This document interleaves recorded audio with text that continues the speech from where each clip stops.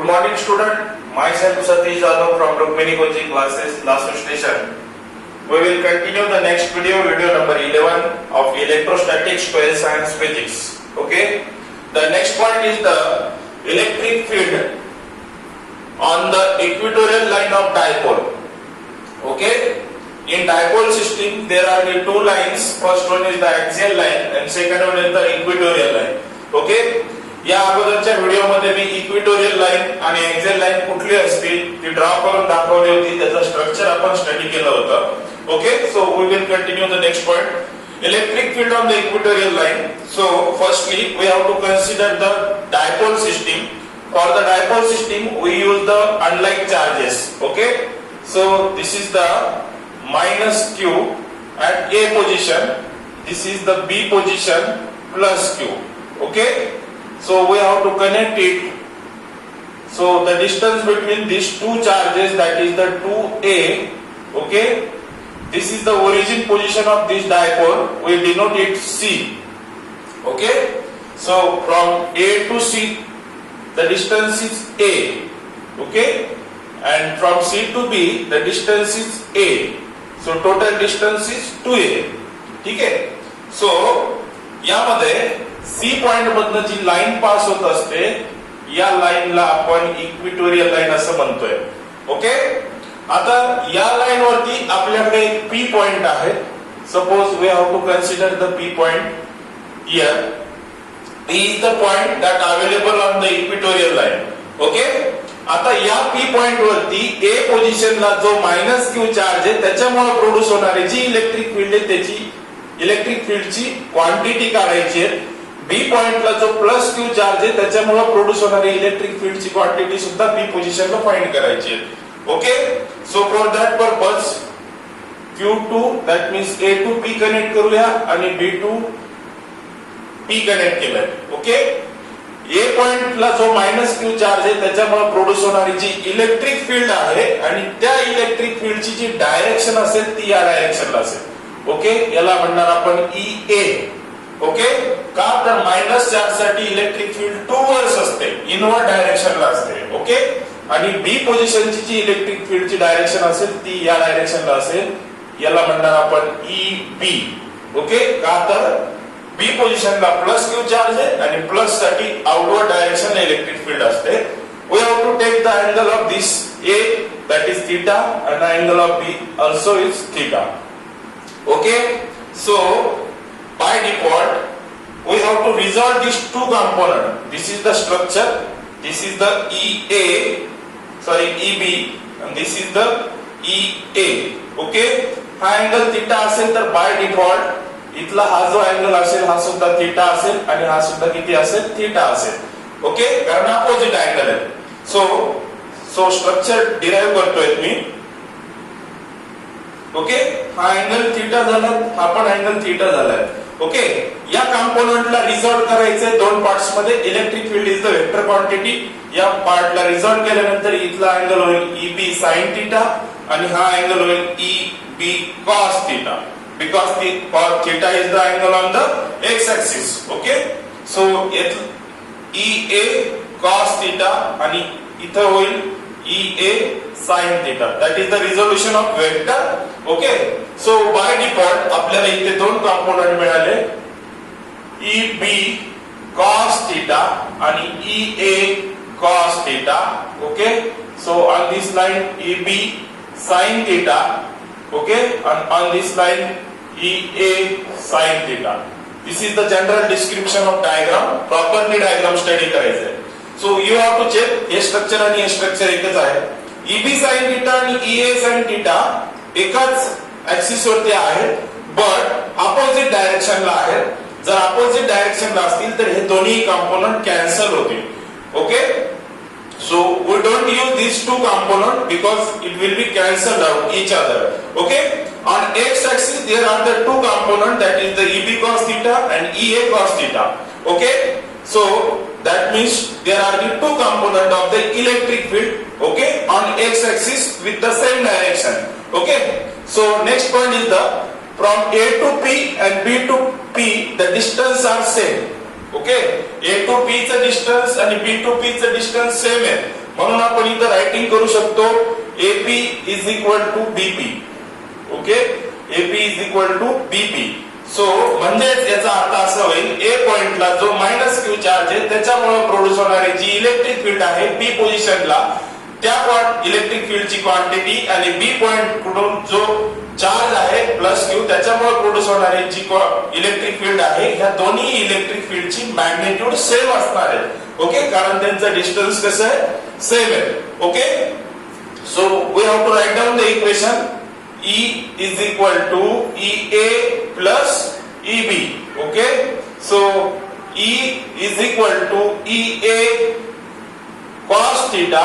Okay, component use करावं लागेल plus EB cos theta. Okay, EA आणि EB सेम आहे कारण त्यांचं डिस्टन्स कसं आहे सेम आहे. Okay, so E bar is equal to EA cos theta plus EB च्या ऐवजी मी EA पुट करणार EA cos theta. By default E bar is equal to EA cos theta आणि EA cos theta झालं 2EA cos theta. दोन्हीही charges कडून produce होणारी electric फील्डची क्वांटिटी ही सेम असणार आहे म्हणून आपण इथं सेम क्वांटिटी यूज केलं. ओके, सो आपल्याला EA साठी इक्वेशन रायटिंग करावं लागेल किंवा EB साठी करावं लागेल. दोन्हीसाठी रायटिंग करूया. EA साठी केल्यानंतर EA इज इक्वल टू होईल 1/4 पाय एप्सिलॉन नॉट. चार्जचं नाव मायनस Q अपॉन डिस्टन्स आहे त्या दोघांमधलं AP. ओके, AP चा स्क्वेअर. ओके, आणि EB साठी रायटिंग केलं तर EB is equal to 1/4 pi epsilon naught plus Q upon दोघांमधला डिस्टन्स आहे BP चा स्क्वेअर. ओके, सो फर्स्टली आपल्याला AP आणि BP काढावं लागेल. AP काढलं तेच डिस्टन्स आपलं BP चं येणार आहे. तर by using Pythagoras theorem in triangle ACP. Okay, आपण पायथागोरस थेरम अप्लाय करणार. तर हायपोटेन्यूसचा स्क्वेअर म्हणजे AP चा square is equal to AC चा स्क्वेअर प्लस CP चा स्क्वेअर. ओके, AP चा स्क्वेअर AC चा स्क्वेअर आणि CP चा स्क्वेअर. AP ची क्वांटिटी आहे C पॉइंट टू P पॉइंटचे डिस्टन्स कन्सिडर करायचंय R.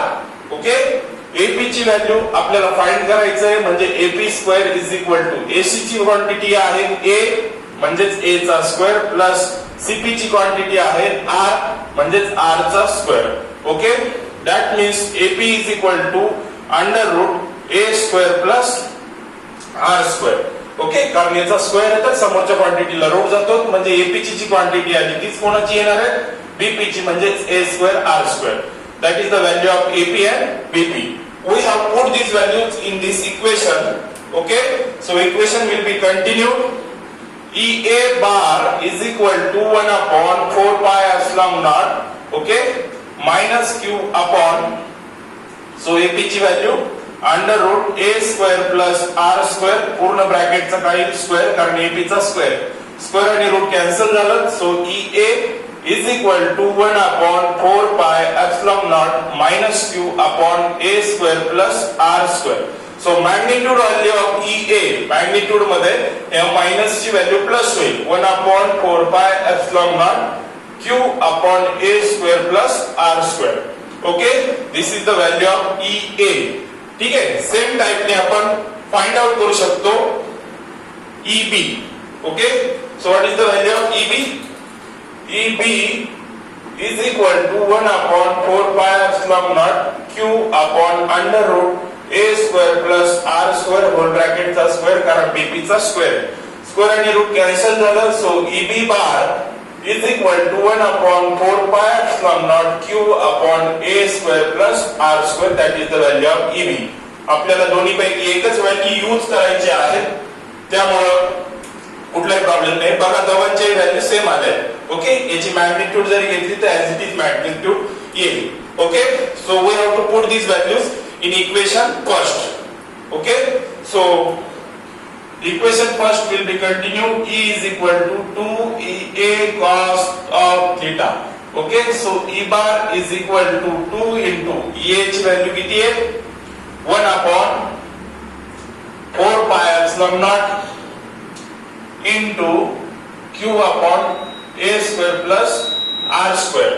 Okay, So into काय राहिलं cos theta. So this is the equation number 2.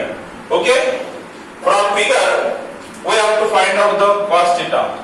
From figure triangle ACP मधून आपल्याला cos theta ची व्हॅल्यू काढायची. Okay, cos theta is adjacent side upon hypotenuse. So what is the adjacent side? That is the AC upon AP. So cos theta is equal to AC ची value काय आहे A upon AP ची value किती आली आहे आपल्याकडे? Under root A square plus R square. Put these values in equation 2. Okay, so equation 2 will be continued. E bar is equal to 2 into 1 upon 4 pi epsilon naught, okay, Q upon A square plus R square into cos theta ची value A upon under root A square plus R square. Okay, so after that E bar is equal to 2 into, so we will write this 2 with the Q 1 upon 4 pi epsilon naught में as it is लिहिलं, हे 2 into A लिहिलं आणि हा Q as it is लिहिला upon A square plus R square, याच्या bracket raise to काही नाही म्हणजे किती आहे 1 आहे. Okay, into 1 upon A square plus R square आणि रूटला आपण लिहितो रेस टू किती 1/2.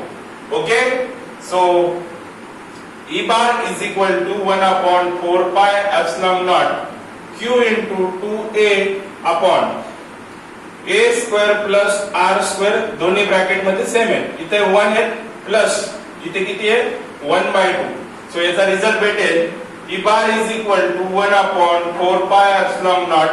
ओके, Q into 2A ची व्हॅल्यू असते Q into 2A is equal to P, that is the dipole moment.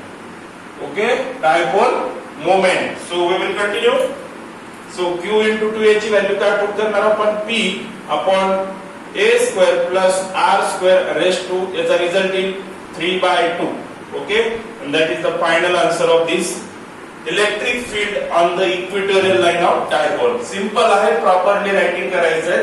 Okay, so repeat करतोय, दोन अनलाइक चार्जेस घ्यायचे, त्यावेळेला डायपोलचं स्ट्रक्चर तयार होतं. ए पोझिशनला -q घेतला, बी पोझिशनला +q घेतला.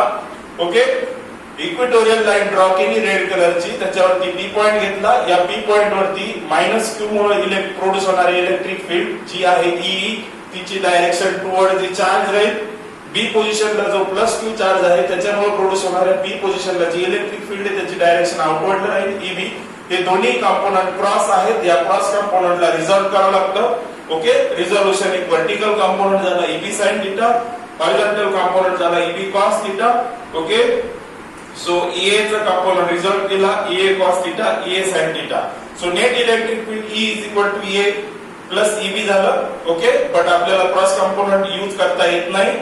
So we have to use the horizontal component, but the horizontal component is EA cos theta and EB sin theta.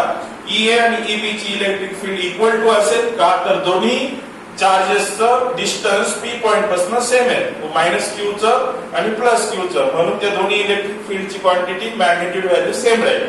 Okay, हे प्रूव्ह केल्यानंतर EA cos theta plus EA cos theta झालं 2 EA cos theta.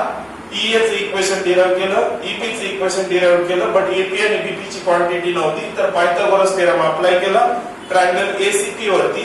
तिथे equation भेटलं AP is equal to under root A square plus R square. Same quantity BP, कारण AP आणि BP चा distance same आहे. Okay, so या values इथं put केल्या, इक्वेशन्स मिळाले. ही इक्वेशन्स या इक्वेशन मध्ये पुट केलं, इक्वेशन मध्ये पुट केल्यानंतर ऍज इट इज मिळाला हा cos थीटा राहिला होता. या cos थीटा ची व्हॅल्यू आपण ट्रायंगल ACP वरनं फाइंड आउट केली.